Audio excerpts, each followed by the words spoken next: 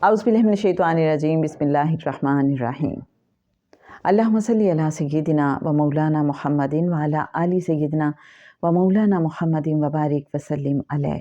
जनाब सैयद सरफराज अहमद शाह साहब की दिल की गहराइयों से निकली रूहानी गुफ्तगू के साथ आपकी खिदमत में हाजिर हैं।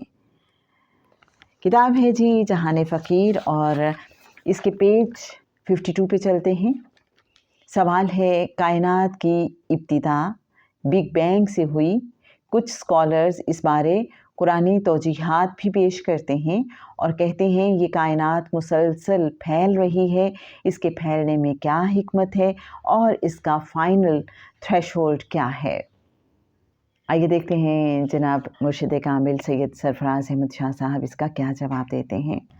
कुरान पाक में बिग बैंग का लफ्ज़ इस्तेमाल नहीं हुआ। रब ताला ने लफ्ज़ कुन कहा और ये कायनात 6 दिन और 6 रातों में कायम हो गई। ये जो कहा जाता है कायनात मुसलसल फैल रही है, ये तो मुकर्रर है, ये तो हमारा इल्म है जो रोज़ रोज़ बढ़ रहा है। हम अपने इल्म के ज़ोर पर नए नए प्लैनेट्स दरियाफ्त करते रहते हैं।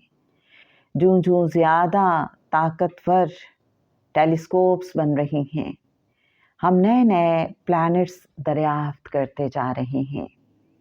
इसे हम कहते हैं कायनात मुसलसल फैल रही है। अहले मार्फत इसीलिए कहते हैं इन्वेंशन नाम की कोई चीज़ दुनिया में नहीं है, सब डिस्कवरीज हैं। हमारा इल्म बढ़ता है तो वो चीज़ें जो हमारी कम इल्मी की वजह से पहले नज़रों से ओझल थी सामने आ जाती हैं। इस बारे में इदराक होने को हम इन्वेंशन कहते हैं। हालांकि ये इन्वेंशन नहीं बल्कि डिस्कवरी है कि चीज़ तो पहले से मौजूद है, बस हमें उसका इल्म ना था। इसका फाइनल थ्रेशोल्ड अभी तक किसी के इल्म में नहीं आया। अभी तक खुद साइंस ये टाइम वर्कआउट नहीं कर पाई कि कायनात की गर्दिश कब थमेगी। रब ताला ने ये इल्म किसी को नहीं दिया कि क़यामत कब बर्पा होगी। तो जनाब आज के लिए बस इतना ही। रेफरेंस के लिए बताती चलूँ, किताब जहान फ़कीर पेज नंबर 51 एंड 52।